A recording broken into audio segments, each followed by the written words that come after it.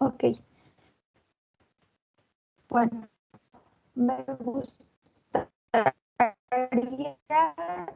iniciar preguntándoles, mm, a lo mejor no nos tocó a todos responder las... Maestra, bueno, no sé si solo sea yo, pero se escucha como Lolita Ayala. Se escucha muy que trabado. tengo el demonio. Ay, no, es que ayer Yo como tampoco que la hubo... escucho, la verdad. ¿Ya se escucha? Y ya se escucha mejor. Ahora, ¿ya? Bueno. Tuve ayer tuve un problema aquí en mi casa porque como que algo aquí en la calle como que hubo una baja de energía y creo que por eso hoy está fallando mucho mi conexión, pero en Teams, o sea, como que en otras páginas normal, pero en la página de Teams sí, en esta aplicación como que me desconecta más seguido. Entonces, pues ténganme paciencia y espero que se logre entender, pues al menos lo más importante. Bueno, les preguntaba que vamos a hacer como un tipo de evaluación personal, o sea, no va a tener obviamente como calificación, no va a tener peso sobre la calificación del parcial, pero para mí sí es importante que cada uno sea consciente como de una autoevaluación. Entonces, en la sesión pasada que realizamos pues esta dinámica de preguntas y respuestas, me gustaría que fueran como muy sinceros, insisto, no va a repercutir en nada en su calificación, pero sí me ayudaría como para orientarme qué fue lo que no quedó claro. Ajá. Entonces, sí me gustaría escucharlos sobre cómo se sintieron en estas preguntas y respuestas. A lo mejor no les tocó, obviamente no nos tocó contestar más de dos, pero en esta dinámica donde estuvimos escuchando a los demás compañeros, ¿qué tanto fue como muy acercada su respuesta a la que era correcta o qué tanto fue como muy distante? Sí me gustaría escuchar al respecto de esta dinámica de la sesión pasada.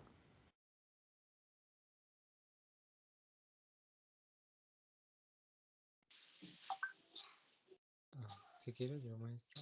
O Ok, vas a preguntar, Joaquín. No, creo que Joaquín había aprendido primero el micrófono, maestra. Si quieres tú primero, Paco, y ya después ya. No, amigo. Ahorita yo. Tú no te preocupes. Pues a mí no me tocó participar, maestra. Sin embargo, me di cuenta que todas las preguntas que usted había realizado, pues todas tenían relación con lo que habíamos visto y con todo lo que en la presentación. Y se casó algunas pocas cosas del video, entonces se me hizo de una manera muy dinámica para poder, o sea, como fue justamente después de terminar de ver la clase, así fue la siguiente clase la que hizo las preguntas, se me hizo algo muy dinámico para poder repasar justamente lo que acabamos de ver. ok, Sebastián, nada más para saber, ¿tú sentiste en tu propio proceso de autoevaluación que sí entendiste los contenidos de este primer punto de la unidad uno? Al menos esta unidad, sí, sí. Sí, del primer contenido de la unidad 1. Ok. También, o sea, obviamente es súper válido decir, no es que a mí como que no me termina de quedar claro, porque sí había algunas preguntas que dijimos, no, no es una pregunta completamente correcta o está parcialmente correcta o definitivamente no es una respuesta correcta. Entonces, más que esté bien o que esté mal, nos va a ayudar como para saber qué fue lo que no está quedando suficientemente claro o qué es lo que me causó como confusión, ¿sale? Entonces, muchas gracias por participar. Ahora sí, Francisco, ¿nos puedes compartir tu experiencia de autoevaluación?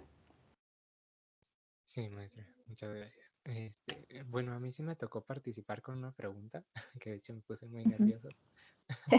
Pero en general, conforme iban pasando las preguntas, uno me sirvió mucho. Siento yo que eran muy concretas y que me permitieron como que repasar el tema. A lo mejor y no lo había estudiado como que muy bien antes de la Ujú. clase, pero me permitió como que eh, ver que, aunque no lo había estudiado como tal, pues sí con las clases, con los videos y la lectura, pues me había quedado un poquito, o sea, sí me había quedado claro, este, pues la mayor parte del tema. porque sí, en lo personal siento que, por ejemplo, a la hora de las preguntas abiertas, como que me costaba un poquito más de trabajo. O sea, sí como que las ideas básicas lo sabía diferenciar, pero a lo mejor y no como que en el momento, por los nervios o no sé, que me confundía, pero sí, por ejemplo, detecté eso en mí, que en las preguntas abiertas a lo mejor y sí tenía como que el concepto o como que una idea, pero ya le entremezclar como para comparar dos, ¿cómo se llama? Bueno, como dos ramas de la ¿Corrientes? psicología. Ajá, Ah, dos ok. corrientes de la psicología que nos preguntaba, por ejemplo, del cognitivismo y el conductualismo, o del psicoanálisis y el humanista. Ya como que mm, tardaba un poquito más como en captar la idea. Ya, Esa fue como que mi experiencia. ok. Pero en Muchas general gracias. me gustó mucho. Ok. Pues creo que también, o sea, creo que la clase va a ser como agradable para todos. Entre más participemos y también no nos sintamos como muy forzados a participar. Y también como perderle el miedo. O sea, obviamente, yo insisto, no importa que no den como definiciones del libro. No, para mí eso no es lo importante, sino que lo puedan enlazar con algo como práctico o un conocimiento que les pueda ser útil. Sí me interesaba mucho que quedara como claro esta parte de la distinción entre los modelos. Porque, por ejemplo, una de las últimas notas de hace como una semana o 2 semanas que leí, les compartí que yo trabajaba, ahora sí ya no trabajo ahí, yo trabajaba en Cielo Claro, entonces en nuestro expediente tenemos la oportunidad de ver las notas tanto de psiquiatría como de trabajo social de la unidad o del hospital de psiquiatría o del lugar donde haya ido. Entonces me llamaba mucho la atención la nota de la psiquiatra de una de mis pacientes que decía, se recomienda ir a terapia cognitivo-conductual y continuar con terapia. Entonces yo me quedé así como ¿por qué lo dijo, no? Sí, siendo que la terapia cognitivo-conductual es un tipo de terapia. Entonces no sabía muy bien a qué se refería. Y sí también hay como recomendaciones muy puntuales, a lo mejor yo lo relaciono un poquito más o es más fácil para mí identificarlo en psiquiatras, pero no son los únicos, o sea, evidentemente no son los únicos que nos van a mandar a pacientes.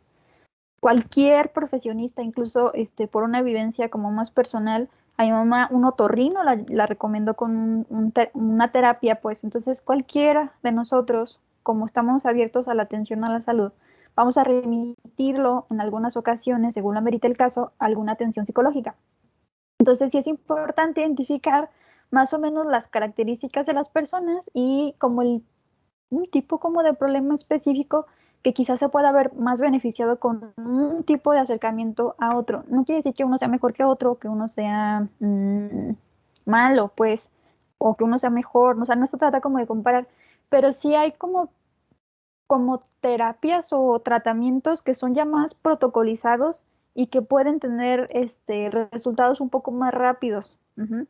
Entonces, para mí también era importante identificar hasta qué punto lograron ver esas diferencias marcadas entre cada uno de los modelos o corrientes teóricas, ¿sale?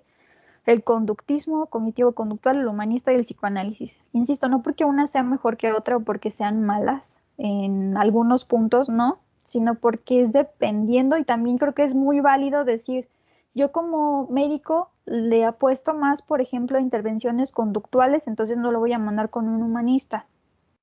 ¿Por qué? Pues porque veo estas características en mi paciente y creo que puede verse un poco más beneficiado, aunque no sea el experto yo en psicología, no importa. Bueno, muchas gracias a sus dos compañeros. ¿Alguien más que nos guste compartir su experiencia de autoevaluación? A lo mejor que se haya dado cuenta, híjole, yo creo que esto no fue para mí tan claro, o por el contrario, no, creo que vamos bien, creo que logré como a lo mejor a grandes rasgos identificar características de uno u otro y también de las áreas de aplicación de la psicología que es distinto a las corrientes. Maestra, a Ujú. mí me quedó muy claro el modelo cognitivo-conductual. De ahí en más, las preguntas me ayudaron a complementar mis apuntes. Ok, nada más para saber si te entendí bien, Michelle. ¿No te quedó claro el modelo cognitivo-conductual? Sí, ese no Ah, me quedó muy claro. ya. Bueno, Igual lo volvemos a explicar. Déjenme nada más, busco las diapositivas. Tampoco es que te lo tengan que aprender de memoria, insisto, pero al menos sí como estas grandes premisas básicas o cuál es el enfoque o la mirada desde esa perspectiva.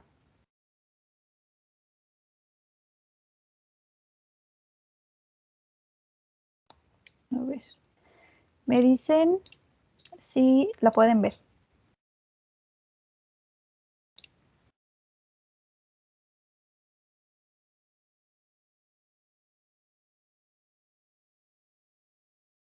¿Se logró ver?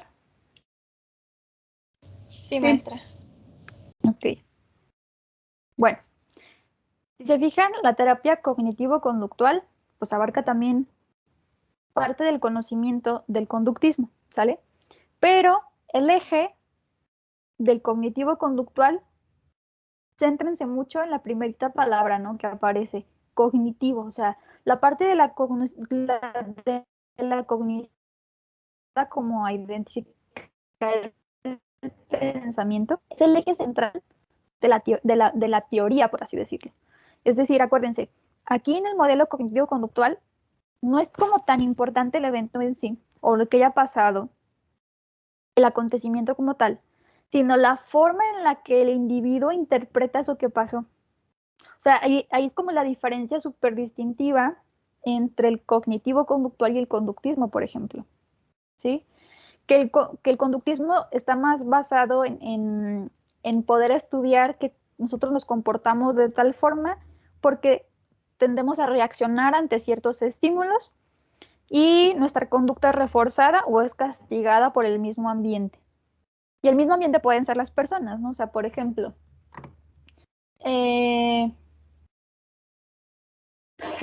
solo como un ejemplo, a ver si queda claro. O sea, en la ciudad será muy extraño que alguien salga a la calle con bikini, ¿no? O traje de baño. ¿Qué pasaría si una persona sale en bikini o traje de baño a la calle? ¿Cuál sería como la respuesta de los demás ante eso? Lo que se les ocurra. Pues la ¿Qué van a podría ver pasar? raro, no sé. ¿La van a qué, perdón? La van a ver como raro o pues sí, ¿no? La pueden ver extraño, le pueden decir explícitamente, ¿sabes qué? Cámbiate, ponte otra ropa, tu vestimenta es inapropiada, hay niños en la calle, no sé. O sea, pueden sancionarla de muchas formas, ¿no? Entonces lo veríamos así como desde el conductismo, como una especie de castigo. Los castigos que hacen, acuérdense de la ley del efecto. Si respondemos a un estímulo y la consecuencia es agradable, lo vamos a seguir haciendo, la conducta se va a reforzar. Por el contrario, si recibimos como una sanción, recibimos como una consecuencia adversa, vamos a debilitar o vamos a propiciar que no sigamos actuando de esa forma. Entonces, si alguien aquí recibe como muchos insultos, es más, hasta la avientan, no sé, algo, muy probablemente le van a quedar pocas ganas de salir a la calle en bikini, ¿no? Pero ¿qué pasaría si estuviéramos a lo mejor en una playa? ¿Qué sucedería si alguien está en bikini en una playa? Se ve como algo normal. Se ve como algo normal, incluso hasta a lo mejor puede llegar a recibir felicitaciones de su bikini, que está muy bonito, algunos elogios, lo que sea. Entonces, eso va a favorecer o va a propiciar que, pues, que en ese ambiente se siga haciendo esa conducta y que la conducta es portar un bikini, un traje de baño. ¿Ok? Bueno, o sea, la parte cognitiva importantísima en esta terapia es que dependiendo de cómo tú vas interpretando los hechos y te vas generando patrones de pensamiento, tú actúas y sientes de determinada forma, ¿sí?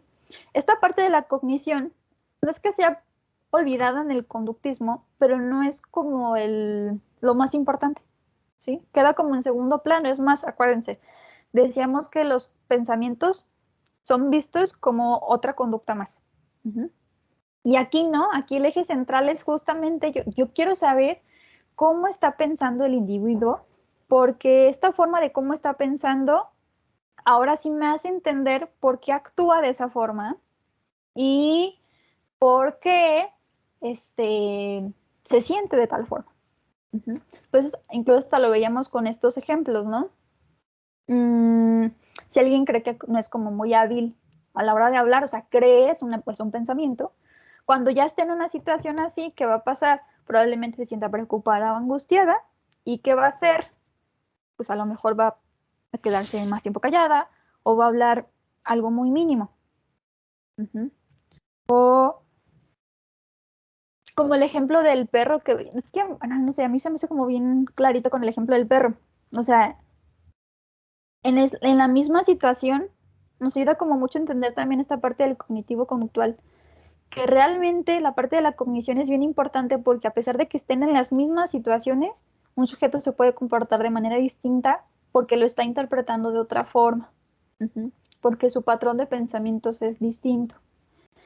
También hay que entender que hay una teoría, o sea, como que, bueno, es que no quiero como echarles mucho de psicología porque no creo, o sea, no los quiero agobiar de información. Pero, por ejemplo, hay una parte del cognitivo conductual un poquito más centrado en explicar que incluso nuestros tipos de pensamiento se van formando desde que somos niños y se van reforzando, y llegan a ser como patrones muy establecidos de formas de pensar. Y por eso cuando somos adultos es un poco más difícil como cambiar como rápido este tipo de creencias porque son algo que hemos aprendido, esos patrones de pensamiento los hemos aprendido desde que somos niños. Entonces, esa teoría incluso se llama esquemas desadaptativos tempranos. Bien, parte del cognitivo conductual se va a tratar o va a centrar su atención en identificar cuáles son aquellos pensamientos que generan algún tipo de malestar en el paciente o que son desadaptativos. Por ejemplo, y es que, ay, no, de verdad se vuelve como algo súper cerrado, o sea, déjenme recuerdo como algún ejemplo más práctico de alguno de mis pacientes. A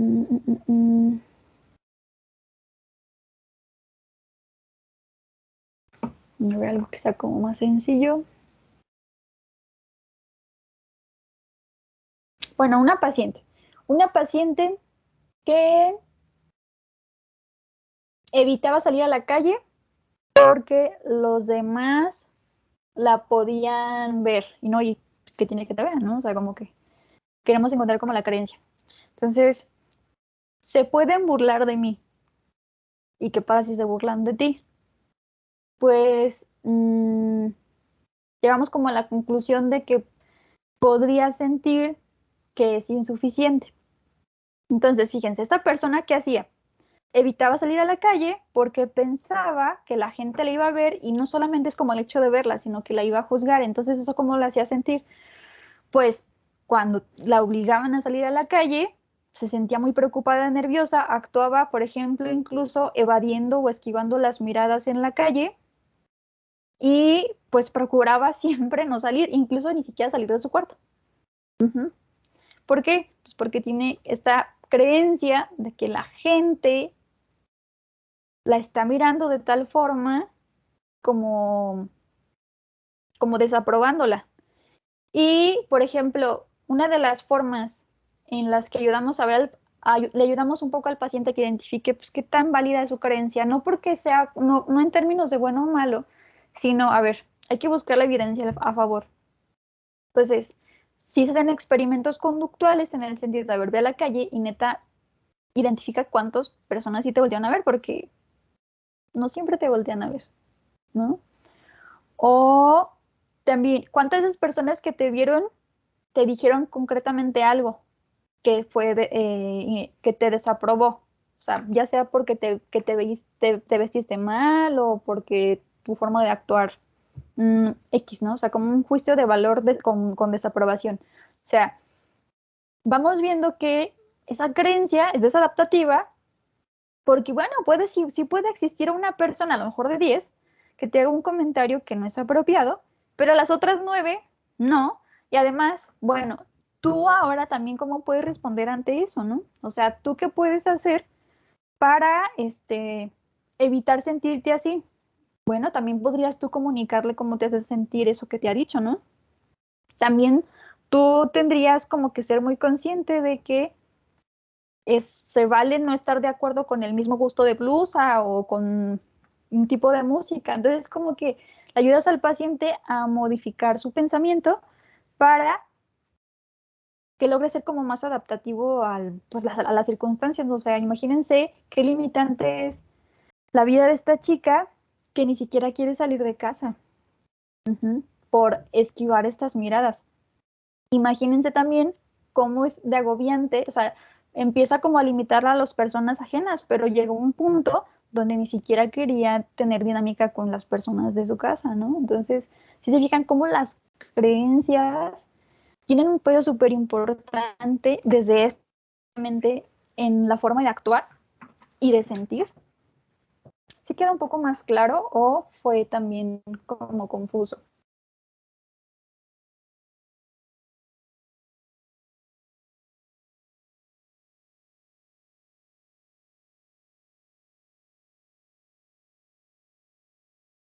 ¿Quedó claro o fue A mí ya me quedó más confuso? claro, maestra.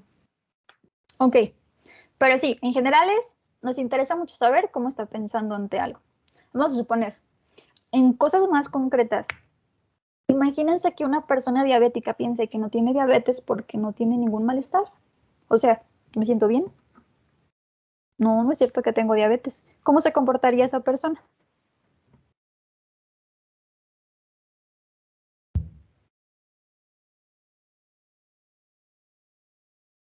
Pues como Maestra, una persona totalmente sana. Como una persona sana. Alguien más iba a decir algo y no alcancé a identificar quién era. era yo. Por ejemplo, Ok. o sea, eso puede tener algún tipo de efecto placebo, por ejemplo. O sea, que el que diga a usted que no tiene nada y eso haga, pues no sé, que la afectación que tenga, que sí tenga, pues no sea tan grave. No puede Es ser que algo así. Es que las cogniciones son bien importantes porque, por ejemplo, yo no sé si alguno de ustedes ha realizado, le han realizado como una escala de ansiedad de Hamilton. Bueno, de manera como muy rápida, ahí hay muchísimos indicadores biológicos, casi todos los indicadores de ansiedad son biológicos, ¿sale? Vamos ahí como incluso por sistemas, son súper biológicos o indicadores como muy físicos, pues. Y sí es cierto lo que tú dices en el sentido de que sí va a influir lo que la persona percibe o cree, porque yo tenía pacientes donde estábamos hablando de varias cosas y notaba que tenía niveles de ansiedad como muy altos, pero cuando le hacía esta escala, como los minimizaba, pues salía como, ni siquiera salía como ansiedad, no me acuerdo cómo se llama el otro. Pues supongamos que salía como ansiedad leve o solo como, creo que es como cambios de humor, algo así. Entonces, imagínense, o sea, yo sí le dije obviamente a la paciente, lo que tú me estás diciendo no concuerda con la evaluación que tú pusiste, ¿no? Porque es una escala de leve, moderado, severo, grave, ¿no? Ausente. Entonces, claro que sí influye en el comportamiento de las personas. A lo mejor podemos decir que hasta cierto punto tiene como un efecto de placebo. No es parte del programa, pero hay un manual de psicología de la salud donde habla también de eso. Igual, si nos da chance en algún punto podemos hablar de esto, también del dolor crónico, del estrés. Pero claro que influye. O sea, por ejemplo, como ustedes decían, ¿no? Una persona que dice que no tiene tal enfermedad porque no siente esos indicadores como muy, sí, como que no los identifica, va a actuar a lo mejor de una manera súper inapropiada, ¿no? O sea, pensemos otra vez en la diabetes. Una persona que considera que no tiene diabetes o que, que no es cierto, que le faltan como muchos años por vivir, pues le va a dar duro a todo lo que quiera, ¿no? Quizá no tenga medida esta parte de la cantidad de comida que ingiere, la calidad de la comida, a lo mejor va a tender a fumar o tener hábitos o conductas pues poco saludables. ¿Por qué? Porque no identifica o porque no acepta o porque tiene esta creencia de que si biológicamente se siente bien, pues por cómo es eso de que tiene tal enfermedad. Entonces, a mí esta partecita de la cognición sí se me hace como bien importante, porque sí nos ayuda a que tenemos que tomar en cuenta las creencias de las personas, no nada más como religiosas, sino respecto a la enfermedad, porque nos puede dar como pistas sobre cómo va a tratar su enfermedad. O vamos a poner el ejemplo contrario, ¿no? Alguien que se preocupa pero excesivamente por el diagnóstico que le acaban de dar. O sea, también puede ser que sea el otro extremo, que evite tener comportamientos de riesgo y esos comportamientos de riesgo sean un riesgo. O sea, por ejemplo, ¿no? Estoy tan preocupado de lastimarme que mejor me quedo en mi casa. Entonces, así como que, o sea, llega a ser como muy polarizada la respuesta. Pero creo que sí es importante que más o menos vayamos identificando qué creencia o qué tipo de pensamiento le va generando al paciente este tipo de diagnóstico que le dimos, ¿no? Para identificar si notamos que sus niveles de, su tipo de creencia va a ayudar a que se adhiera al tratamiento o puede ser una limitante, ¿no? También, por ejemplo, no me acuerdo si fue en su grupo, me parece que sí, donde decíamos, bueno, a veces por la edad, como que no confían mucho en mí. Entonces, ¿qué hago? Aclararle las dudas. Ok, por ejemplo, si notamos que tiene como esta parte de incredulidad o X cosa que nos vaya llamando la atención respecto a cómo va pensando respecto a su enfermedad, podemos tratar de incidir un poco en eso, tratar, o sea, no es que lo vayas a modificar, no es tratar como de incidir para ver si puede adaptarse un poco más a un estilo de vida más saludable o tenga conductas más saludables para el diagnóstico que ustedes le dieron. No sé si eso queda como claro. O por qué también sería como importante para ustedes como médicos tomar en cuenta esta parte de la cognición o de los pensamientos, creencias.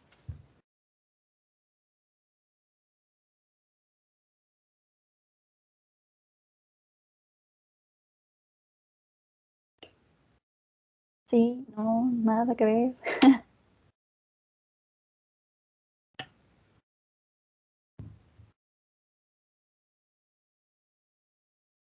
A mí sí me quedó claro, maestra. Ok, por favor, chicos, creo que es de verdad mucho más agradable cuando damos retroalimentación, porque así, ya no sé si yo me desconecté, si como ustedes dijeron, estaba hablando como Lolita Ayala y no se entendió nada, o sea, sí es importante la retroalimentación. Bien, ahora vamos a pasar a otro tema. Ok, nada más, Carlos, ¿no tienes micrófono para que nos puedas compartir un poquito tu respuesta?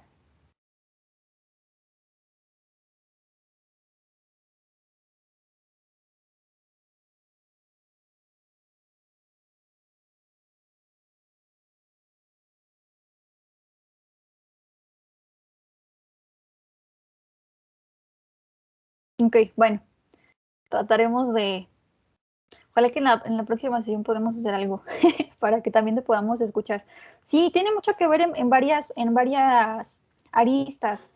Por ejemplo, ¿no? Hasta cómo preguntamos, o sea, ahorita que tomaste tú el tema del embarazo, por ejemplo, en las entrevistas clínicas se pregunta si el embarazo fue deseado o no. Entonces, o si fue planeado o no. Entonces, también tenemos que tener cierto tacto ante ciertas preguntas porque pueden ser embarazos no planeados. Y, por ejemplo, la última paciente que atendí era como, bueno, tenía como comportamientos como de sobreprotección con su hijo porque se sentía muy culpable, pero muy culpable porque no fue un hijo deseado. Entonces, hasta eso, ¿no? Hasta como cómo preguntamos para que no, pues no se sienta como mucha invasión, pero sin dejar de tener esta información que es necesaria. Sí, por ejemplo, me acuerdo, por ejemplo, en mi clase de biología, no me acuerdo si fue 4, donde hablábamos como la parte de la reproducción. Me acuerdo que una de las maestras médico decía que en cierto rancho tenían la creencia de que las mujeres no se podían bañar, no sé si por 40 días, porque sentían que si se bañaban se iban a secar sus pechos, ¿no? Y ya no iban a poder tener como, pues ya no iban a poder amamantar a su hijo. ¿Alguna vez ustedes han tenido como una especie de experiencia así donde pues choca muchísimo a lo mejor la creencia de tal lugar con lo que está pues comprobado?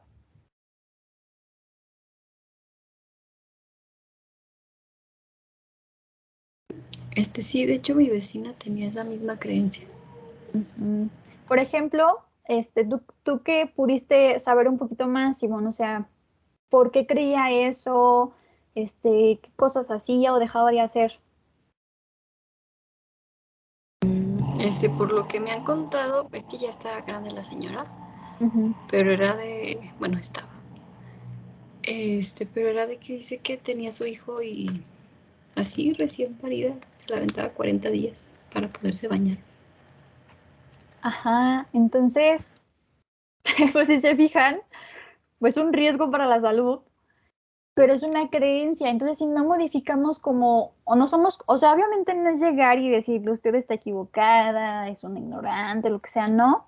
Más bien es tratar como de clarificar y a lo mejor ponerle como en énfasis los riesgos que podía tener si sigue con ese tipo de conductas, ¿no? Incluso también, o sea, el mismo cuidado del embarazo, los cuidados con los neonatos, lo que sea.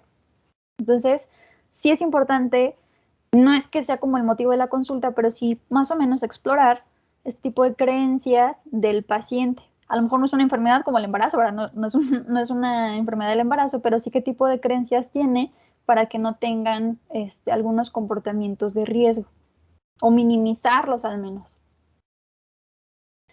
Ok, bien. Entonces voy a presentar ahora otra. Entonces, porfa, avísenme si la pueden ver, ¿ok? Bueno, antes de pasar a la otra, ¿alguien más se quedó como con alguna duda, algo que no fue claro? Sí, yo, pero bueno, no es tanto una duda del tema, ¿no choca eso mucho con la interpretación del psicoanálisis? Mm, pues sí son marcos completamente distintos, completamente distintos, aunque hay un punto como de encuentro.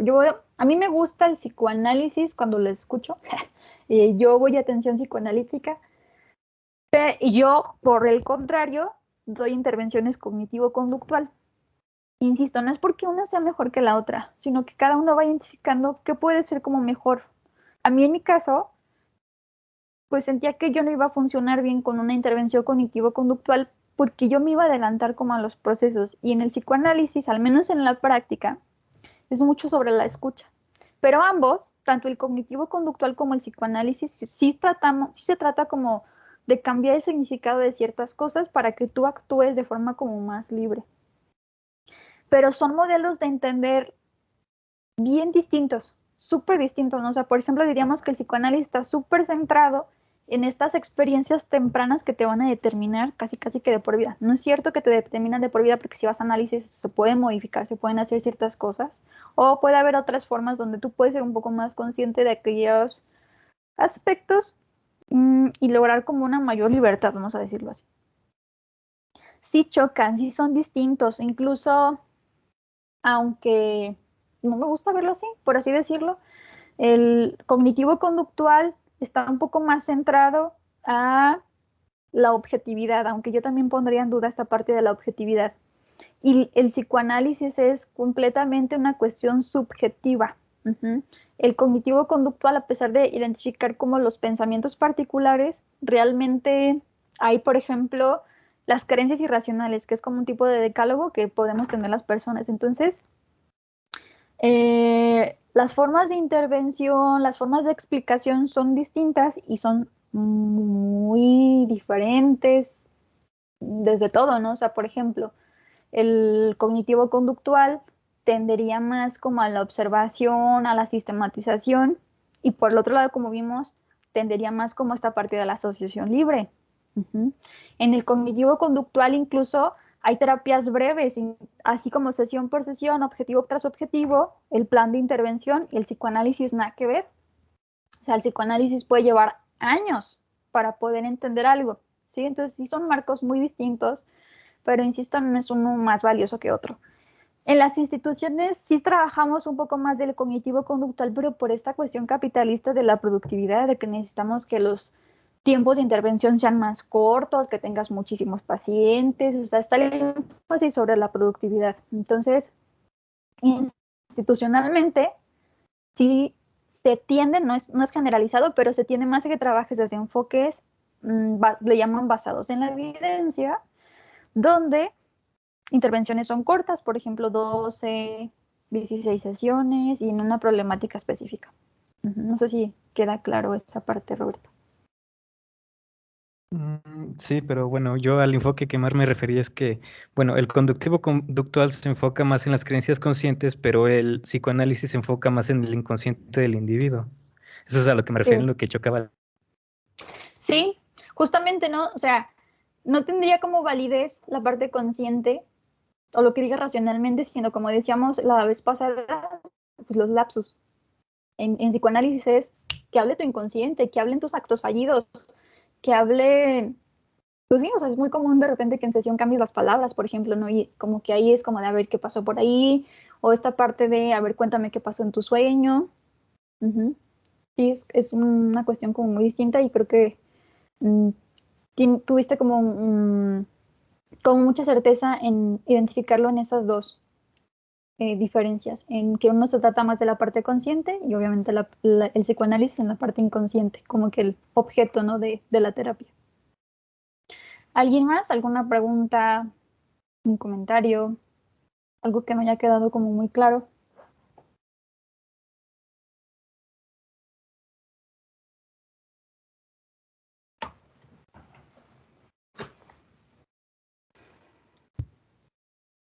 Nadie.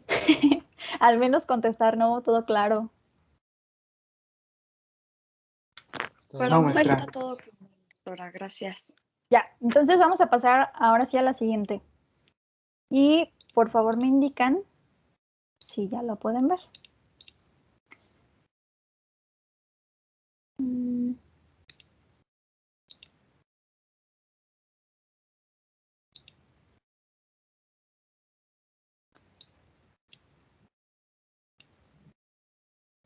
Ya se ve, maestra. Ok. Bueno, una de sus compañeras me hizo ver que yo transmití de manera como equivocada el experimento de la ratita la sesión pasada. No sé si se acuerdan cuál era el experimento. ¿De los choques eléctricos? Ajá, de los choques eléctricos. ¿Se acuerdan más o menos cuál era como el resultado o la finalidad del estudio? ¿Cuál era la pregunta? Que era de cuando haces overthinking, o sea, de que cómo influye muchísimo la expectativa que tienes sobre algo, sobre el estrés que puede generar. Era más bien como esta parte de la predictibilidad. O sea, el poder predecir, o en este caso como predecir que viene un factor estresante o un evento estresante. ¿Sí? Bien, su compañera me hizo el favor de observar que, lo dije como al revés, que donde salían como más úlceras gástricas eran con las ratitas que justamente no tenían asociación a este sonido, por lo tanto no podían predecir que venía esta descarga. Entonces yo leí un poco acerca de, otra vez volví a leer el experimento porque sí no me quedó claro la primera vez que lo leí. Y también con un colega que sí es conductista y de hecho les voy a explicar un experimento con una teoría que él utilizó. Bueno, entonces hay dos aspectos también importantes pues en la forma en la que reaccionamos, por así decirlo, o también en esta parte del estrés. Bueno, un elemento es la impredictibilidad, o sea que no podemos predecir lo que va a suceder.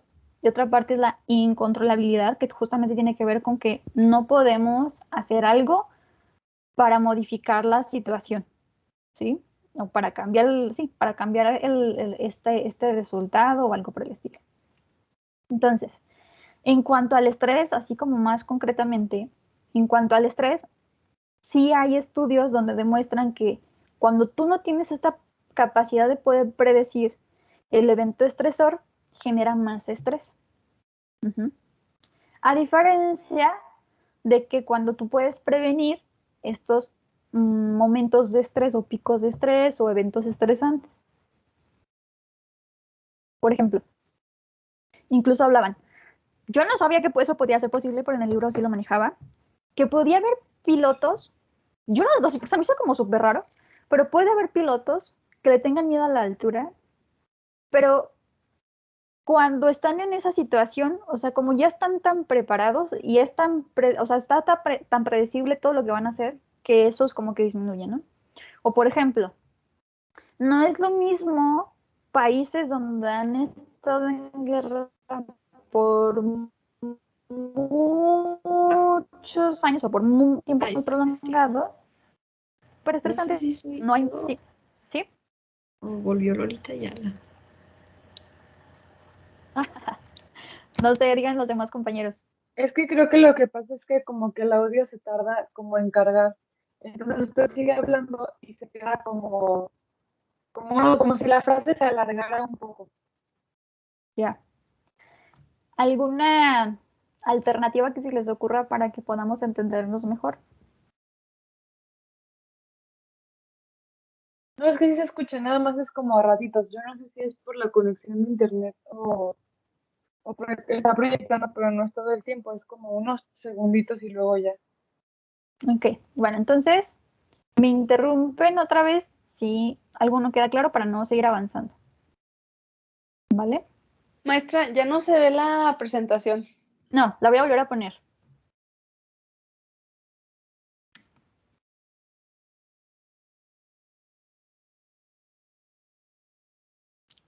¿Ya está la presentación y se escucha claro?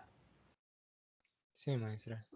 Ok, bueno, entonces, por ejemplo, también hay como algunos estudios donde dicen que, pues, por ejemplo, en situaciones de guerra, cuando las personas pueden predecir, por ejemplo, si a cierta hora o en cierto momento del día va a haber un bombardeo, hay menos estrés que si no supieran cuándo va a venir. De hecho, no sé si alguna vez pudieron ver un video de cuando fue como esta guerra muy intensa entre Estados Unidos y Siria. O sea, llega un punto donde es tan cotidiano, o sea, que te acostumbras tanto y también incluso hasta los periodos de tiempo, donde compartía como un testimonio una religiosa donde decía, pues llega un punto donde estás tan acostumbrado incluso hasta escuchar los bombardeos que sabes a cuánta distancia está de ti, aunque estés dormido. Eh, por ejemplo, una bomba, ¿no? Entonces, ya sabes más o menos la distancia y sabes si corres peligro o puedes seguir durmiendo. O sea, como que a este grado podemos llegar de a adaptarnos tanto porque es predecible y como que esta parte del estrés va a disminuir. A lo mejor tampoco quiero decir como que se va a... Sí, Es lo mismo que, por ejemplo, cuando yo recuerdo mucho en primaria, cuando ves lo de desastres naturales, que te hablan de terremotos y entonces nosotros que somos de aquí de Aguascalientes o de lugares donde casi no tiembla la tierra, pues uno se asusta mucho de chico. Pero la gente, por ejemplo, los niños que viven en la Ciudad de México, los lugares donde sí les ha tocado vivir temblores como frecuentemente, están muy acostumbrados y ya saben qué hacer desde muy chicos. sí, incluso también si te fijas, o sea, hay protocolos. O sea, hay protocolos a lo mejor de manera recurrente en la Ciudad de México, sobre todo, por ejemplo, en días conmemorativos, como puede ser el 19 de septiembre, donde pues casi en todos lados se hace esta parte muy protocolaria de la evacuación de un espacio. Y aquí no, ¿no? No sé si se acuerdan también una vez, creo que no fue propiamente un sismo, fue un huracán que era supuestamente súper mega intenso, que nos iba a llegar aquí. Entonces también hubo así como una compra masiva de víveres porque sentíamos que nos iba a llegar aquí como estos estragos del huracán, no sé qué, no sé si se acuerdan también de eso. Sí, y recuerdo que hasta nos dejaron salir temprano ese día. Ajá, entonces, pues como no es algo que estemos acostumbrados, o a lo mejor sí genera como más estrés, porque uno, como que no sabemos cuáles son como los eventos sucesivos donde nos puede indicar que ya se va empeorando el clima o que estamos bien, porque no estamos acostumbrados a ese tipo pues, de factores ambientales. Y también la otra parte, que es la que está al lado derecho, no tenemos controlabilidad en nada climático. Lo único que podemos controlar es si salgo o no salgo, ¿no? De mi casa, si es que puedo salir, si no llego ahí a atorar algo. Pero es eso, o sea, ahí se combinaron estos dos factores. No podemos controlar si va a llegar o no. Y tampoco podemos predecir en qué magnitud, a pesar de que haya como ciertas estadísticas, no tenemos la experiencia como para podernos preparar. A lo mejor alguien que ya vivió allá en costa y que sabe más o menos algo de los huracanes, pues está como más acostumbrado, se hace como todo el protocolo, ¿no?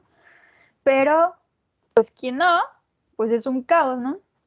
Me acuerdo también una de mis compañeras de maestría que nos compartía que ella se fue a Miami, me parece que se fue a Miami, y creo que nos compartía que era como una zona como de muchos huracanes.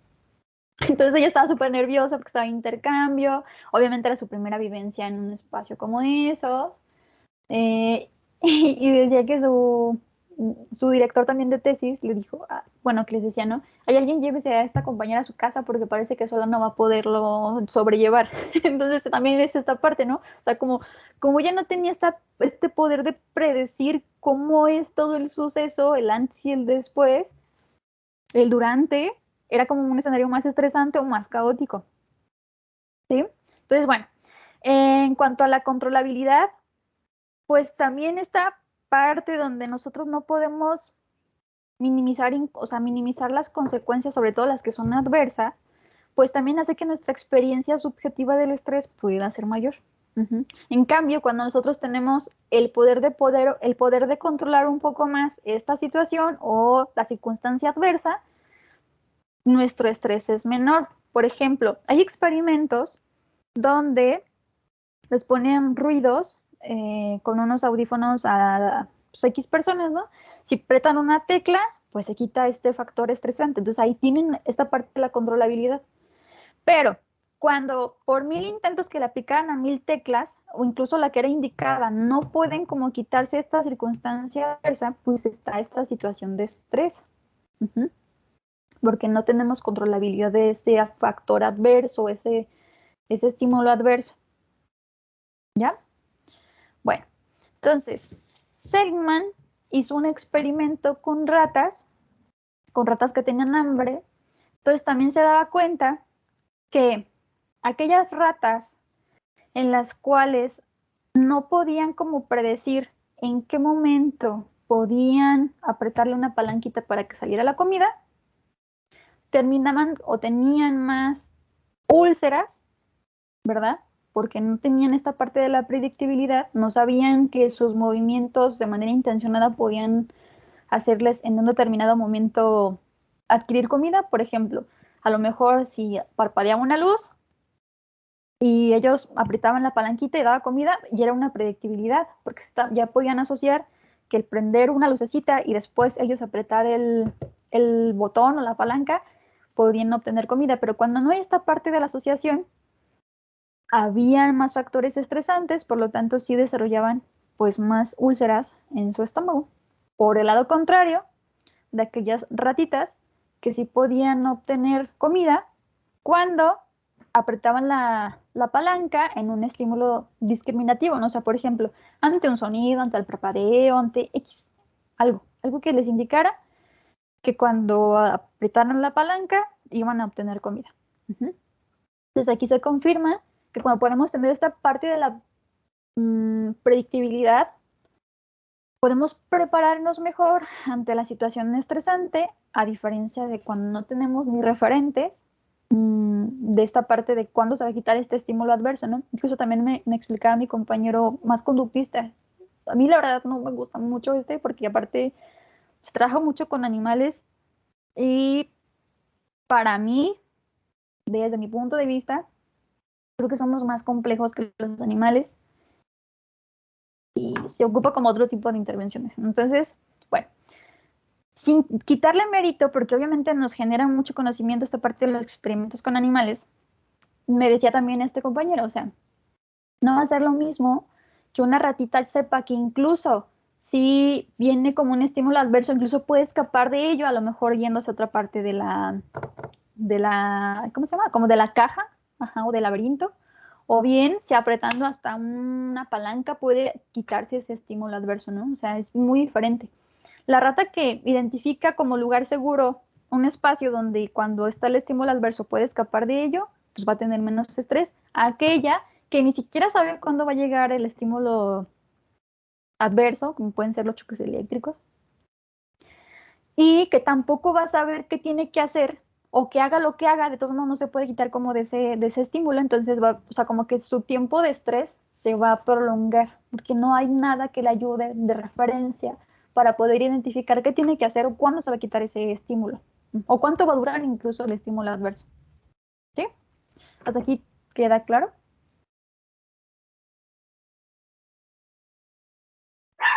Sí, doctora, de mi parte. Sí. Ok, bueno, entonces vamos a seguir.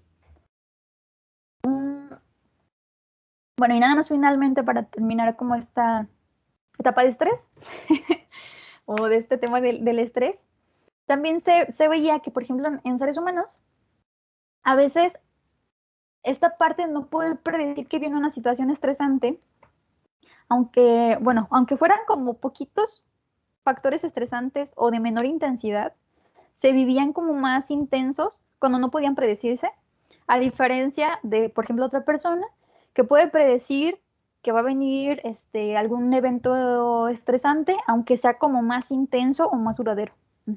La vivencia del estrés es distinta cuando no puedes predecirlo, aunque sean más intensos los que puedas predecir. O sea, ya te sirve como para prepararte de cierta forma.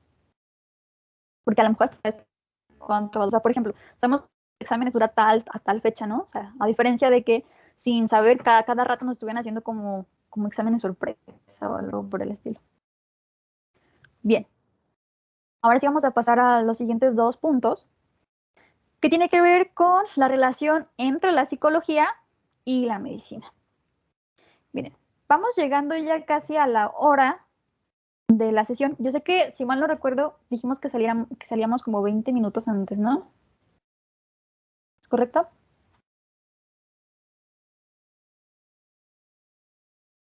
Sí, maestra. Sí, sí es correcto. Ok, pero de todos modos, como es una clase en línea y no les puedo ver en su cámara, ¿les parece si nos damos unos 3 minutitos de descanso y reactivamos para el siguiente tema? Sí, No les... Ok, va, está entonces nos bien. damos esos minutitos de descanso y ya para más frescos.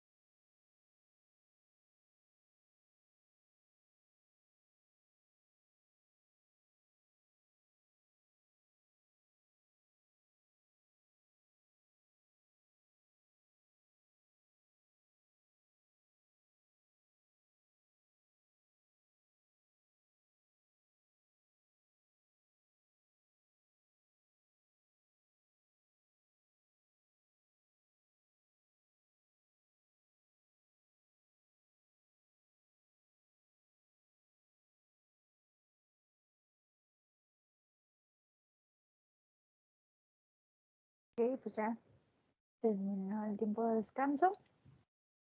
Y otra les voy a pedir que me digan si ya pueden ver mi presentación. Sí, maestra, ya se ve. Ok, bien. Pues vamos a entrar un poquito más a identificar cuál es esta relación entre la psicología y la medicina. Hemos hablado como de algún tipo de relación que puede existir entre ambas. Nada más que también como algunas otras áreas de psicología que influyen mucho más o tienen más peso en la psicología médica. ¿Ok?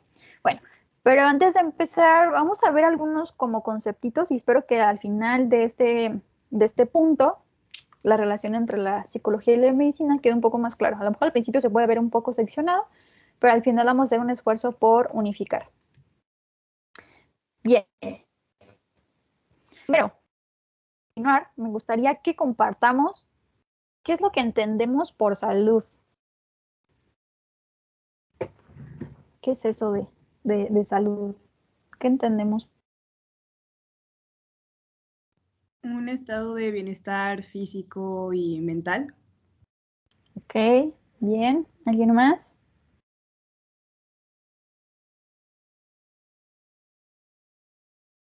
Yo creo que es como el perfecto estado, bueno, sí, el estado ideal del cuerpo humano. Ok, muy bien.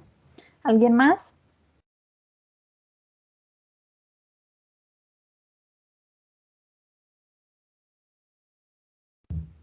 La ausencia de cualquier tipo de enfermedad. Bueno, ok. ¿Alguien más? ¿Qué se entenderá o qué entendemos cuando hablamos de salud? Podría entenderse como el bienestar físico y mental de las personas.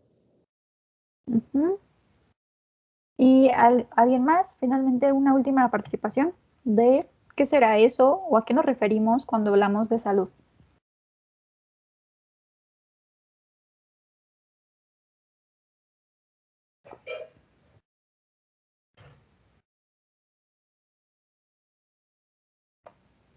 Vamos chicos, solo uno. Acuérdense que no calificamos esto. Por ejemplo, puede ser el bienestar que se busca tanto de manera fisiológica, personal y también social, ¿no? Porque, bueno, a lo que tengo entendido también es el estar bien con otras personas, también es saludable. Ok, bueno, creo que varios de los puntos que ustedes estuvieron diciendo se empata con la definición de salud que da la OMS. Y bueno, la OMS propiamente lo define como este estado completo, ¿sale? Estado completo de bienestar físico, mental y social.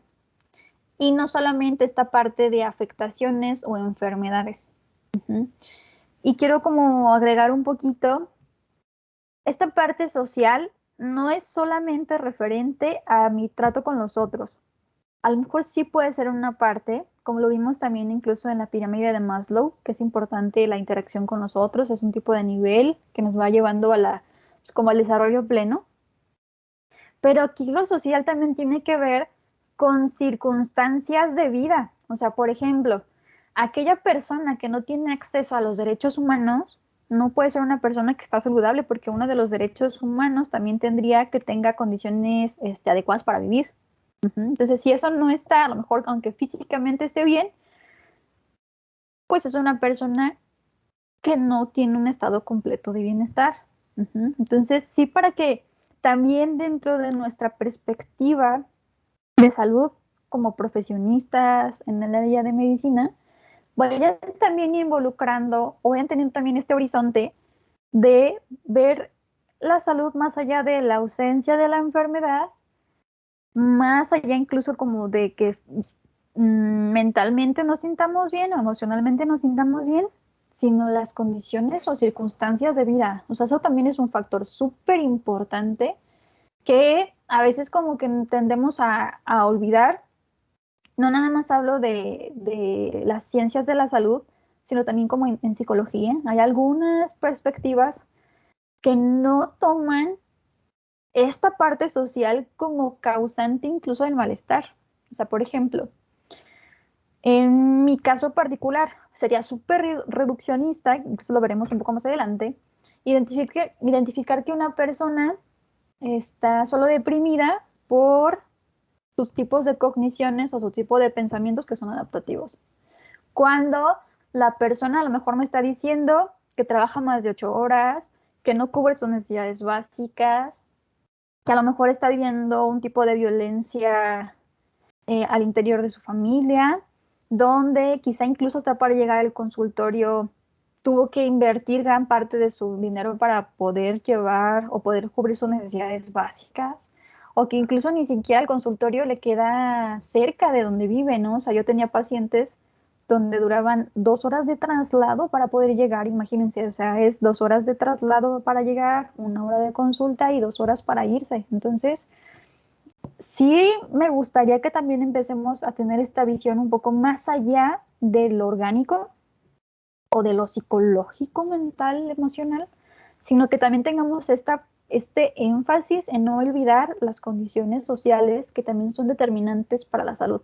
No creo que nos alcance el tiempo para verlo hoy, pero incluso hay una propuesta que se llama medicina social. No sé si alguno de ustedes la ha escuchado. ¿Alguno de ustedes ha escuchado hablar de la medicina social?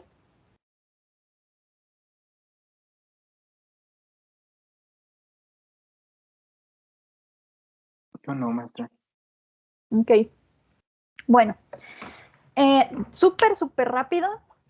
La medicina social, en sus inicios incluso decía que las enfermedades muchas de las veces estaban ligadas a las formas de producción, es decir, las formas en las que estábamos trabajando, ¿no? Por esta parte de la industrialización, el capitalismo, y que hacían que realmente la gente se enfermara.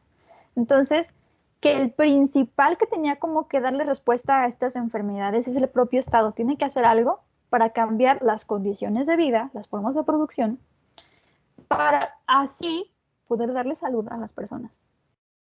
Por ejemplo, ¿creen que influya o no el resultado o la condición de salud que tenga una persona que trabaja más de 10 horas, 12 horas?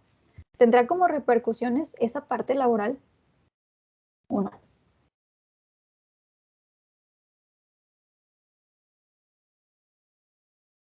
Yo creo que sí, ¿En qué sentido podría tener como este tipo de repercusión? porque de cierta manera trabajar ya más de 8 horas, pues ya es como una carga para tu cuerpo y el hecho de que físicamente no te sientas bien también influye pues en tu rendimiento, en tu concentración y en tu estado de ánimo incluso. Ok. Y no nada más eso, chicos, o sea, no sé si hemos sido como muy conscientes que incluso el tipo de trabajo que tenemos o la actividad laboral que realizamos influye mucho para mi tiempo libre, mi tiempo de descanso y el tipo de convivencia que puedo tener con mis amigos o con mi familia.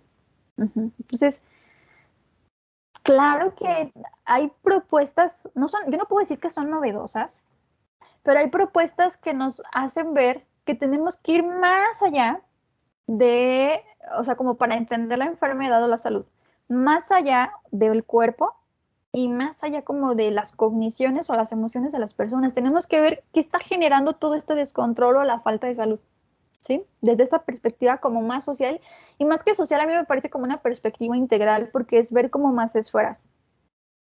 Es como si pusiéramos como el cuerpo, lo psíquico y lo social, o sea, como que tratarlo de ver de manera como más, ¿cómo se llama? De manera transversal. Bueno, entonces, solo como para que identifiquemos que sí es importante que tengamos también esta perspectiva de salud. Que también da la OMS. Yo creo que ya lo han visto ustedes, entonces nada más voy a dar como un repaso rápido. existe también incluso como concepciones sobre cómo vamos a ver esta parte de la relación con la mente y el cuerpo. O sea, por ejemplo, en Grecia se empezaba como a considerar que realmente el cuerpo y la mente son una unidad y no se pueden dividir. Y que de alguna forma esta relación va causando una influencia una en la otra, en la mente y en el cuerpo, pero no porque estén como separados, sino porque están interconectados, vamos, unos a otros. Entonces, en este sentido, la salud tenía que ver con esta relación armónica que tenía el individuo consigo mismo, pero también con el ambiente exterior o con los demás, ¿sale? Con todo lo demás que era fuera de sí. Bueno, entonces, ¿qué pasa? Cuando hay enfermedad es porque justamente se rompió con esta armonía, hubo una ruptura con esta armonía que tenía que ver consigo mismo y con el exterior, con el entorno, con los demás. Entonces, desde este enfoque, la enfermedad provenía, por ejemplo, de estos contrastes súper drásticos, por ejemplo, en una temperatura interior al exterior, en esta forma desbalanceada de comer, pero también en parte estaba relacionado pues con algún malestar emocional. O sea, cuando algo se vivía como de manera muy intensa, también podía como generar esta enfermedad porque no se estaba como en una experiencia subjetiva de bienestar. Bien.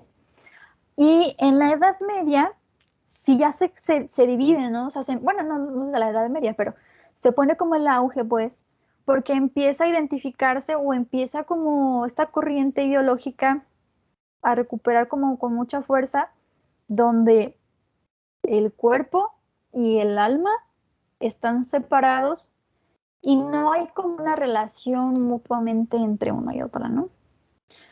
Entonces, bueno, a partir como de estos dos enfoques que vimos de manera como rápida, el que ve como todo en unidad y el dualismo entre ver de manera separada la mente y el cuerpo, se generan o se proponen como dos modelos para poder, poder interactuar con la enfermedad y con el paciente. Bueno, entonces el primer modelo es esta parte del modelo biomédico, donde está como muy enganchado con el dualismo mente y cuerpo que propuso Descartes. Entonces, pues una cosa es como la realidad espiritual que tenía que ver como con lo mental y otra parte muy distinta tenía que ver pues con tu parte corporal que era la física, ¿no? Y desde esta perspectiva pues se veía al cuerpo desde una forma muy mecánica, donde literal el profesionista de la salud era un mecánico que tenía que reparar aquella parte que no estaba haciendo una función adecuada, no tenía el adecuado funcionamiento y se centraba solo en eso. Era como el único interés. Por lo tanto, esta parte de la interacción con la salud y la enfermedad se reduce únicamente a entenderse como pues una cuestión bioquímica del cuerpo. Se reduce solo a que hay una parte que biológicamente no está bien y esa es la causante de la enfermedad.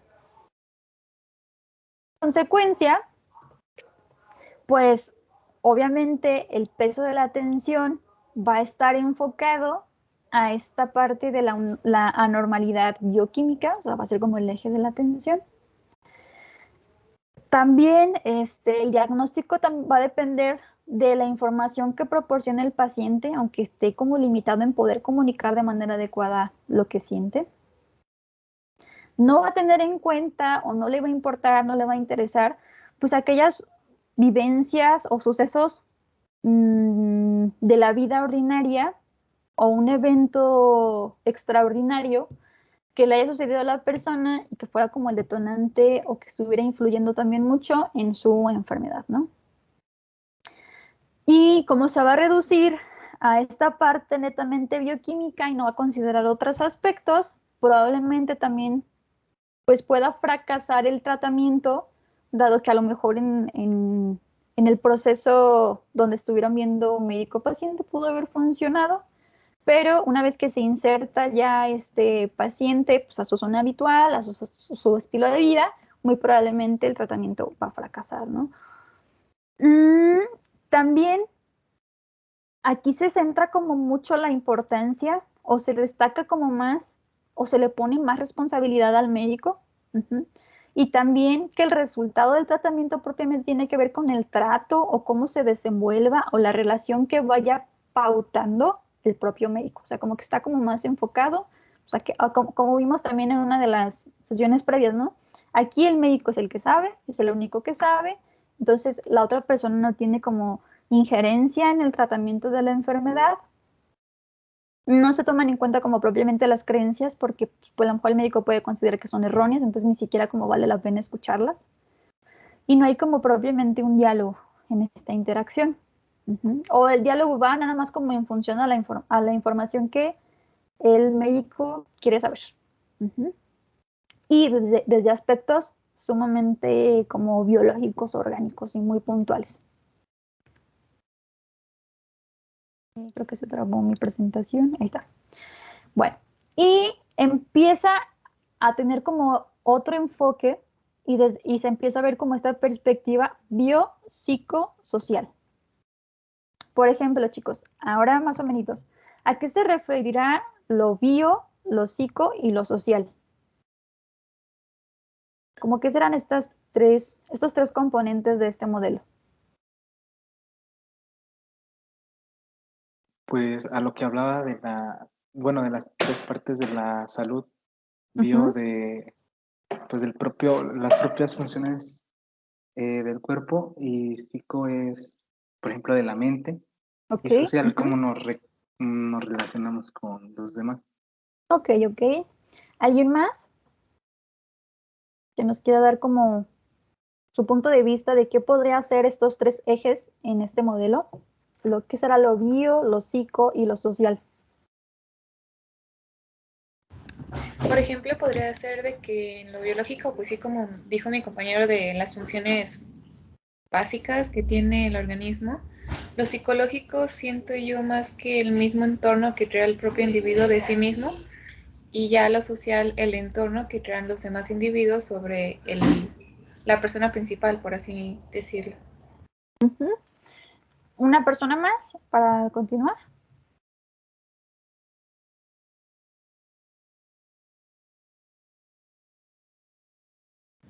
Podría ser que realmente un individuo necesita un equilibrio entre las tres, porque si se centra, pues quizá demasiado, por ejemplo, lo que pasa mucho en la India, se centraron tanto en cuidar su interior, su mente, su espíritu, y descuidaron por completo su parte biológica. Bueno, no por completo, pero pues sí viven pues bastante mal. Ok. Bien. Sí tienen como gran parte de razón en lo que van diciendo. Esta parte biológica no se refiere nada más como al cuerpo del ser humano, o sea, no nada más a nuestro cuerpo, sino, por ejemplo, aquellas partes que son como los virus, las bacterias, sí propiamente a lo mejor mi propia carga genética, etcétera, etcétera. Entonces, sí va como más extendido a lo del cuerpo, o sea, aquellos comportamientos biológicos. Lo lógico, como hemos visto, tiene que ver con estas creencias de las personas, con incluso hasta la propia, en este un poquito más centrado, en la propia creencia de la enfermedad, en las conductas insanas o sanas que tiene, insanas en el sentido de que lo van a alejar para tener la salud. Y o sea, en este sentido también hay que tomar en cuenta como la conducta, lo que cree y lo que va haciendo el sujeto, que le ayudan o no para tener la salud, sus propias formas de afrontar alguna situación o la propia enfermedad.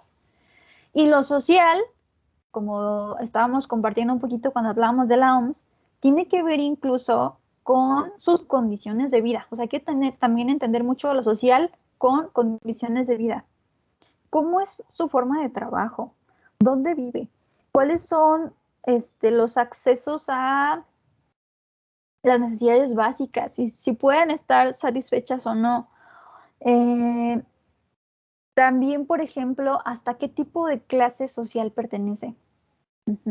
No tengo ahorita bien el dato, pero igual lo checo. Pero me acuerdo que había un estudio donde, o sea, la gente de clase social baja, o la gente pobre, por así decirlo, incluso moría más rápido que la gente, pues obviamente con mayor ingreso o que pertenece a otra clase social. Entonces, hasta en eso podemos ver cómo los factores sociales sí influyen en el acceso a la salud. O sea, por ejemplo, hasta pongamos a lo mejor la atención un poquito en hospitales de especialización, ¿no? O sea, a lo mejor solamente las grandes ciudades pueden tener hospitales de alta especialidad, a contrario, donde no son las grandes ciudades, ¿no? Entonces, hasta eso, el tipo de acceso que tengan al poder tener un servicio de salud, también va a contar. O sea, esa condición social, claro que influye en la salud o en la enfermedad.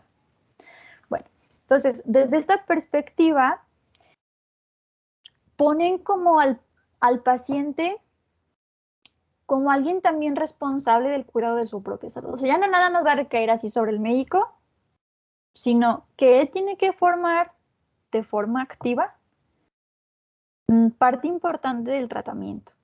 Y en este sentido también incluso para la preservación de la salud, ¿no? O sea, se hace como responsable también al paciente. Entonces, o como lógico, la responsabilidad del tratamiento ya no es 100% lo que diga el médico y como ley absoluta lo que diga el médico, ¿no? Es como un diálogo, o tratar de llegar a acuerdos. Aquí, por ejemplo, ya no nada más vamos a ver esta cuestión biológica o bioquímica o algo muy orgánico. Vamos a tratar de ver a la persona en su totalidad, ¿sí? La parte de sus creencias y las partes de sus condiciones de vida, porque a lo mejor podemos dar tratamientos que pueden ser muy efectivos incluso hasta en un tipo de población, pero en otra nada que ver. O sea, quizá queremos darle a un paciente diabético un tipo de dieta mediterránea cuando no va a poder ni siquiera comprarlo, ¿no? O sea, no va a poder comprar pescado porque incluso hasta en su día a día ni siquiera tiene como acceso a comprar carne. Entonces, es eso. Si notamos aquellos componentes más integrales de la persona, podemos darle un tratamiento que se pueda adaptar un poco más a sus condiciones de vida y a sus creencias. Bueno, y aquí, por ejemplo, también como que hay un continuo, así le llaman, ¿no? Como entre salud y enfermedad. No lo ven como polos, no lo ven como una forma dicotómica, sino que incluso puede haber como puntos, por así decirlo, intermedios. No es todo como o salud o enfermedad, hay como ciertos grados. Bien, entonces ya un poquito más hablando de psicología médica, en 1940 pues empieza este movimiento en Europa, se pasa posteriormente a Estados Unidos y empezaban a notar esta importancia de poder recuperar los aspectos psicológicos en la iniciación, en el curso y en cómo van influyendo en la enfermedad. Y también cómo el tratamiento que se le da a los enfermos tiene mucho que ver o está muy relacionado también con la personalidad y las actitudes que tiene el propio médico para con el paciente. Entonces, como veíamos en, ¿cómo se llama? Nuestro programa de la materia, mucho de lo que tenemos que empezar a identificar es nuestra relación que vamos a ir fomentando porque va a tener también influencia en el tratamiento y en el curso como de la recuperación de la salud. Bueno, entonces, ¿cómo surge esta parte de la psicología social o ante qué acontecimientos se empieza a ver como la necesidad de una psicología médica? Bueno, se empezaba a ver que el avance tecnológico, si bien era súper oportuno, ayudaba a tener mejores procedimientos, mejores técnicas de intervención. Había incluso, por esta parte de la tecnificación, mayor capacidad para poder dar espacio a pacientes, o sea, podíamos a lo mejor técnicamente atender a más pacientes porque había ya más maquinaria, había más procedimientos más sencillos que no ocupaban como mucho tiempo. Este avance tecnológico, tanto como que el servicio de salud se empezó como a masificar, hizo que la relación con el paciente cada vez fuera como menos cálida, ¿no? Porque también, acuérdense chicos, está como este auge del capitalismo, producir, producir, producir, producir. Entonces ya no da tiempo para que veamos como el lado humano. Realmente sí llegamos a convertirnos hasta ciertos puntos como un engrane más de una máquina grande. Entonces, híjole, lamentablemente, pues así sigue como imperando esta parte del capitalismo, pero se notaba eso, o sea, la importancia de empezarnos a cuestionar sobre cómo podemos recuperar este trato cálido, y también notaban que había veces donde el avance tecnológico no era como suficiente o no terminaba como de responder a las necesidades que iban presentando los enfermos, ¿no? Bueno, y ya propiamente en México, en 1954, se empieza ya a incluir como en los planes de estudio de la carrera, pues la importancia de tratar, de implementar como en el currículum, psicología médica. Estos pequeños aspectos quizás se iban tratando un poco más en psiquiatría, pero obviamente lo iban relacionando más como a las enfermedades mentales, ¿no? O sea, no propiamente como esta relación médico-paciente, que se empezó a hablar un poco en los planes de estudios de psiquiatría, obviamente por su eje, ¿no? Bueno, entonces, Ramón de la Fuente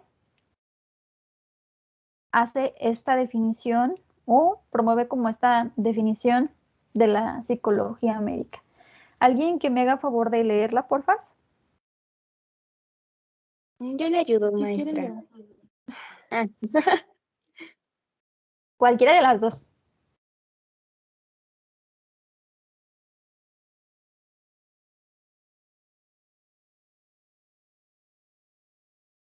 Porque de todos modos Si vamos quieren a yo. leer mucho. Adelante. Psicología médica como un campo de la psicología aplicada que reúne conocimientos y provee conceptos explicativos y criterios en relación con el manejo de los aspectos psicológicos de los problemas de los enfermos y del trabajo del médico.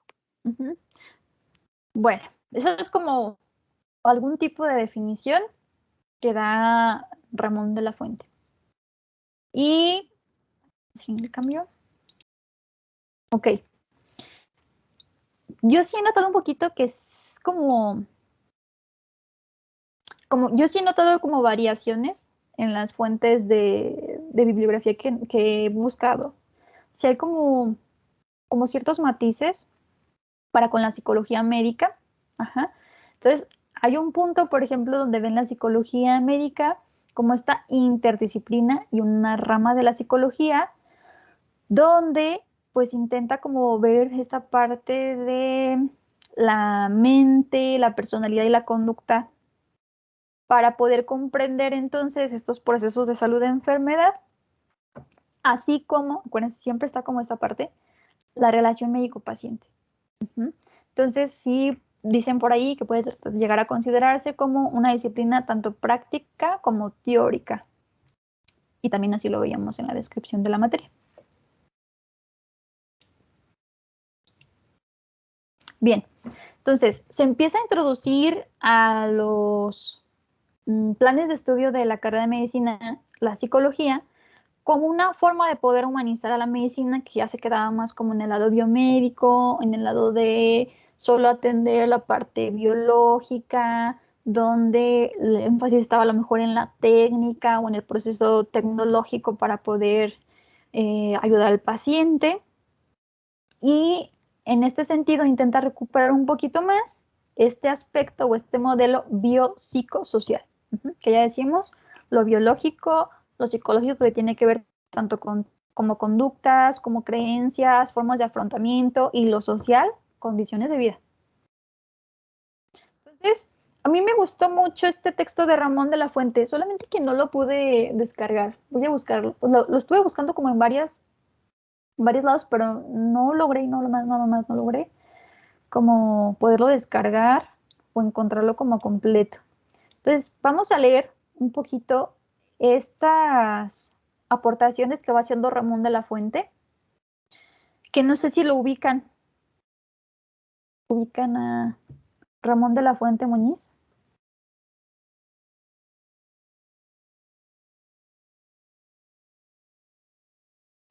La verdad, yo no. Yo no, maestra. ¿No han escuchado incluso el Instituto, creo que se llama Instituto Ramón de la Fuente Muñiz? Está en la Ciudad de México.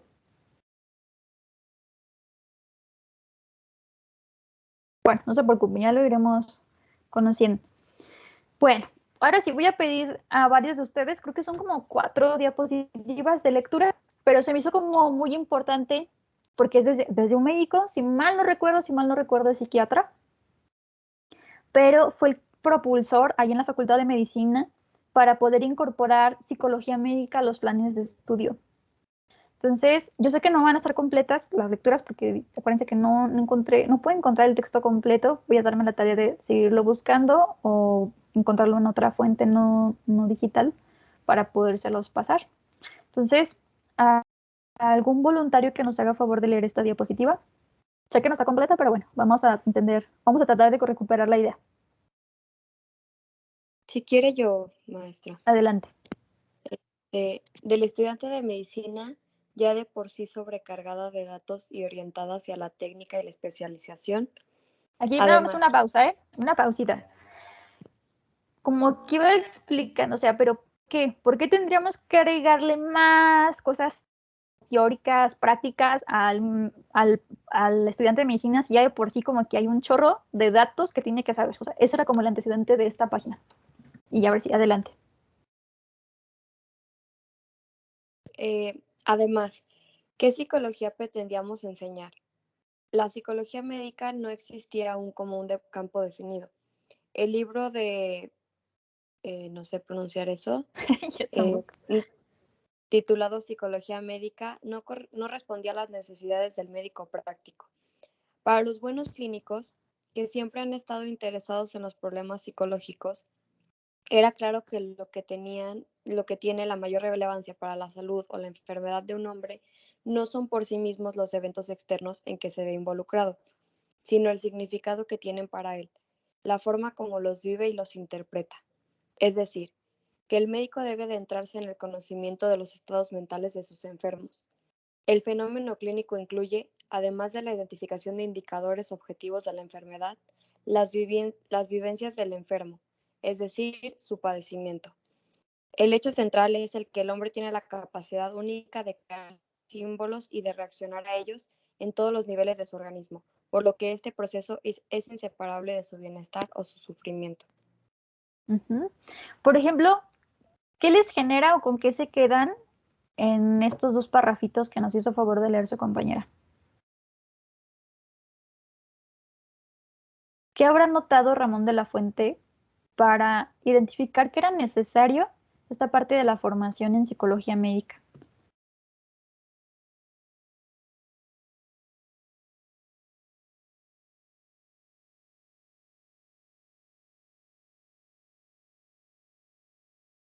¿O solo lo fue pensando para los alumnos de psiquiatría? ¿Creen que esta parte es como solo para los psiquiatras?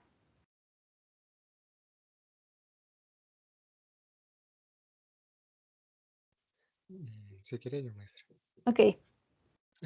Digo, no sé si esté bien, pero sobre todo creo que retoma la parte de, creo que en algún momento una compañera lo llegó a comentar en una clase, de por ejemplo en el caso de las personas que cursan con enfermedades terminales como el cáncer, no es solo ver el hecho de que, bueno, tiene cáncer, en qué etapa está o qué tratamiento le puedo dar, o sea, no solo verlo desde un punto de vista clínico, científico, sino desde una parte también humanista en ver cómo presentárselo al paciente, ver sus... Ay, no sé cómo decirlo, pero ver cómo está el paciente en cuestiones mentales y también de, por ejemplo, en cuestiones económicas, porque, por ejemplo, muchos pacientes que no pueden estar pagando el tratamiento y pues obviamente recaen más en la enfermedad porque pues ya no solo es el cáncer, a lo mejor también depresión de que no puede seguir su tratamiento de forma correcta. A diferencia de una persona que pues tiene todos los recursos, se puede pagar los tratamientos más efectivos en los mejores hospitales, pues obviamente la afectación psicológica no va a ser la misma y pues siento yo que también se refiere a eso, no solo enfocarnos en diagnosticar al paciente y pues ya que haga lo que él pueda, sino también ver en el paciente qué otra alternativa para que no solo merme su estado de salud físico, sino también que no merme el estado de salud mental. Muy bien, muchas gracias. Si se fijan también, como que recupera mucho lo que hemos dado como mucho énfasis. No importa como el suceso como tal, sino la interpretación o el significado que le vaya dando el mismo paciente. Porque a lo mejor nosotros podemos decir, ay, ¿qué es perder un dedo del pie? O sea, a comparación de salvarte la vida, ¿no? A lo mejor podríamos decir eso, pero no sabemos qué significa para él pues su dedo del pie, a lo mejor, ¿no? A lo mejor para nosotros pues a lo mejor ni se va a ver, se puede solucionar de una manera más rápida. Entonces, sí tenemos que identificar el cómo el mismo paciente va viviendo su propio proceso de enfermedad o proceso para recuperar su salud. Incluso, no sé si ustedes han tenido la experiencia de cuando van a alguna consulta médica, también preguntan, o sea, yo como que ahorita haciendo pues sí, como un tipo de flashback, me acuerdo que algunos de mis médicos en algún punto de mi vida, en ciertos problemas que tenía, sí me llegaban a preguntar, ¿hay algún antecedente como importante que hayas vivido recientemente o algo así como que te preocupe o algo por el estilo? Entonces, también ahí nos identificamos que nada más era como esta parte de, ay, te doy estas pastillas y ya, ¿no? Sino notar que a lo mejor se agravaba más, se ponía más intenso, dependiendo también de esta vivencia o aquel suceso vital que detonó o que influyó mucho en el síntoma, pues. Bien, entonces vamos a la siguiente diapositiva. Pero aquí queda claro, o sea, por ejemplo, lo podemos ver tanto de la perspectiva humanista, que también tiene que ver como el sentido de nuestra propia vida y también nuestra vida en la enfermedad, o también desde la parte cognitivo-conductual, que tiene que ver cómo está entendiendo, cómo va apropiándose el propio sujeto de lo que va pasando, no tanto el hecho en sí mismo, sino cómo lo interpreta. Bien, entonces voy a pedirle a algún compañero más que nos lea esta.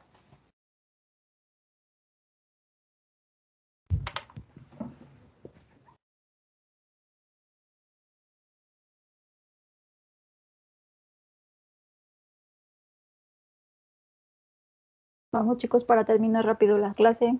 Si quieres la Si apoyo. quieres, yo le ayudo, maestra. Saray. Ok. Perdón. Dice, la psicología médica se asentó en algunos conceptos básicos.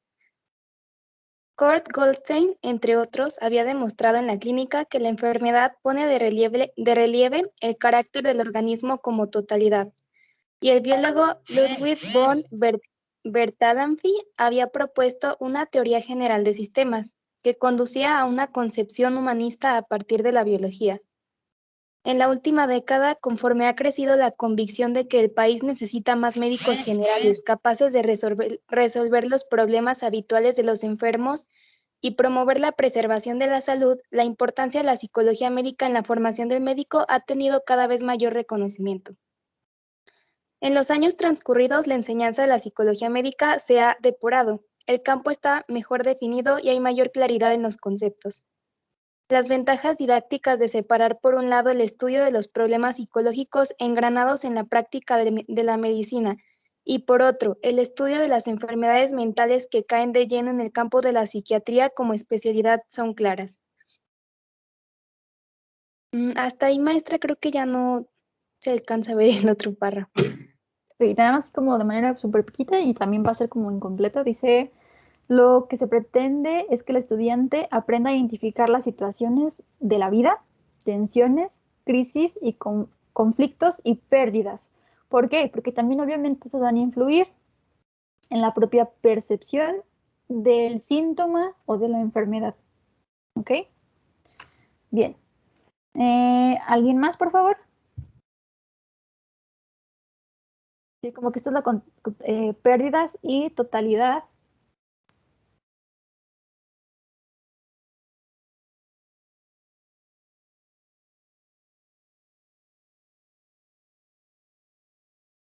Si gusta, yo. bye, Ok. No, No tú, Angie. Bueno, dice totalidad. La persona se suma en el gabinete de investigaciones clínicas o se pierde en el camino de las consultas entre varios especialistas. Aquellos médicos que aún no ven con escepticismo el papel que se atribuye a la psicología como parte integral de la medicina, se les puede hacer notar que algunos tratamientos medicamentosos, dietéticos e intervenciones quirúrgicas que se practican a personas emocionalmente enfermas, no identificadas como tales, no son, a pesar de su apariencia, más aceptables racionalmente que las limpias y las sangrías, y que además son tanto más peligrosos cuanto que con frecuencia producen alivios temporales que contribuyen a convencer al médico y transitoriamente a los enfermos de su eficacia. Para comprender las causas del rezago en la integración de los conocimientos psicológicos en la medicina actual, es necesario tener en cuenta algunas condiciones inherentes a la naturaleza misma de la psicología y a la influencia de algunas circunstancias históricas y culturales. ¿Qué les hace pensar este segundo párrafo, donde es como muy crítico Ramón de la Fuente con que cuando no tomamos en cuenta como estas características emocionales o psicológicas, la intervención médica no es más que, o sea, no puede verse como, o sea, lo aceptamos más que una limpia, pero como si fuera eso? ¿Por qué? Porque al final no tiene la eficacia deseada, solamente como que intentamos creer que eso era lo efectivo. ¿Qué les genera como ese párrafo? A mí se me hizo súper intenso cuando lo leí.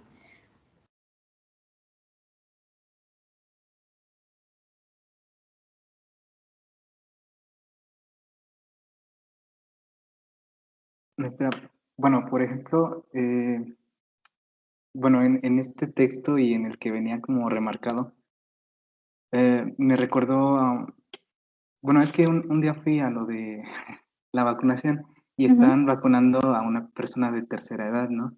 A una viejita. Y pues yo veía que ya tenía ahí un buen rato y pues no la vacunaban, entonces pues fui a ver qué pasaba, a ver si pues, no le faltaba algún tipo de documento o algo así. Y la enfermera no la podía vacunar porque su piel estaba muy gruesa y pues no entraba la aguja. Entonces, pues decidieron cambiar la aguja, pero de todas formas, pues no entraban. Batallaron mucho, pero la señora no sentía dolor. Entonces le platiqué esto a bueno, mi hermana, y me dijo, pues algunas veces no es porque sea algo común, o sea, no es porque biológicamente, pues esa señora así sea, tal vez tuvo que pasar por algo para que, pues para que tuviera su piel así, o sea, como un tipo de duelo emocional o cosas así. Entonces puede ser que, pues algunas características físicas las adquiramos pues, con este tipo de padecimientos psicológicos, ¿no?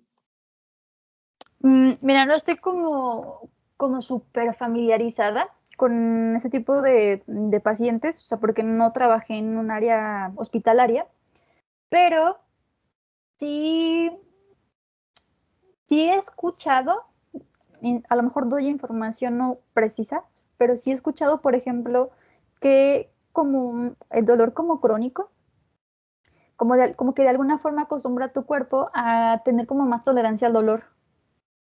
Entonces, sí podría ser por situaciones como súper estresantes, ¿no? O sea, o pues sí, o sea, que prácticamente te acostumbras tanto a estar así que a lo mejor sobrepasas el umbral de dolor normalizado, por así decirlo.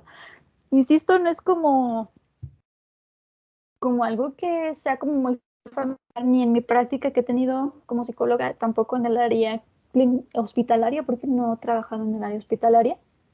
Pero igual, sí en esta parte de la psicología de la salud está como enfocado también al dolor crónico. Podemos checar algo rápido del dolor crónico y poder dar explicación a ese tipo de, pues de características de las personas, para poder comprender un poquito más.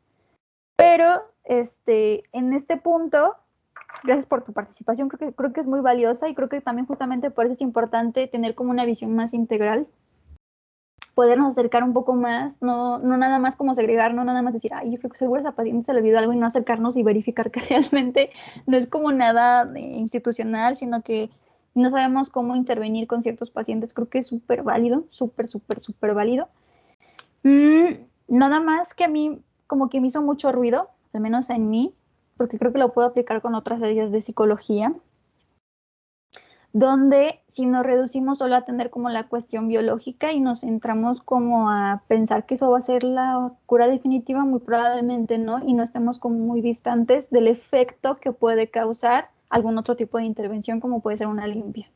Entonces, sí, como para mí fue muy impactante, no nada más por las cuestiones de medicina, porque creo que también se pueden empalmar con otras intervenciones en psicología, pero sí como también para poder puntualizar que hay que ser muy críticos con nuestra propia praxis como profesionistas de la salud. Bueno, todavía nos queda como algunas otras más, pero ya se nos terminó como nuestro tiempo, así quiero como respetar mucho los tiempos para no agotarnos tanto. No queda mucho de la presentación, pero igual vamos a dejar acá la pausa. Voy a tratar de dar como, si se puede, si vamos como fluyendo bien y teniendo como a tiempo los contenidos de la unidad cubiertos, vamos a ver si, por ejemplo, podemos meter ciertos bloquecitos, como pueden ser técnicas para el manejo del estrés, o como pueden ser como estas cápsulas informativas, probablemente a lo mejor del dolor crónico, o de algunas enfermedades más como muy relacionadas también con factores psicológicos. Entonces podríamos a lo mejor hacer pequeñas cápsulas, pequeñas intervenciones, incluso también personales, como decíamos, como esta parte del manejo del estrés. No va a ser una terapia, obviamente, pero acuérdense que va a influir mucho el cómo nos estemos relacionando con el paciente. Entonces, si es súper mega evidente que estamos estresados, también hay algo que se llama contagio emocional. Por eso también los bebés lloran ante el llanto de otro bebé, por esta parte del contagio emocional. Entonces, habría que ver también cómo me veo y qué proyecto ser paciente, porque muy probablemente eso también va a influir en la dinámica de ambos. Bueno, entonces, si no hay alguna pregunta o comentario, vamos a terminar la sesión del día de hoy. ¿Alguna pregunta o comentario? De mi parte no, maestra, muchas gracias. Ok. Bien, voy a subir algunas indicaciones hoy, yo creo que al grupo. No sé si hagamos hoy una lectura rápida, la dejemos para mañana. Voy a ver, o sea, quiero checar también cuándo son las evaluaciones para ir como en tiempo y tratar de meter estos extras que creo que pueden ser útiles. Entonces, en el transcurso del día de hoy, trataré de ser rápida para subir si hay alguna tarea como para entregar, pues a lo mejor entre hoy o mañana, para que estén al pendiente, ¿sale? De todos modos, tenemos nuestra clase mañana a las 2, ¿verdad? De 2 a 3. Sí, creo que sí. Ok. Sí. Bueno, pues entonces terminamos nuestra sesión y nos vemos mañana. Gracias, maestra. Gracias. Muy bien. Bye. Muchas gracias.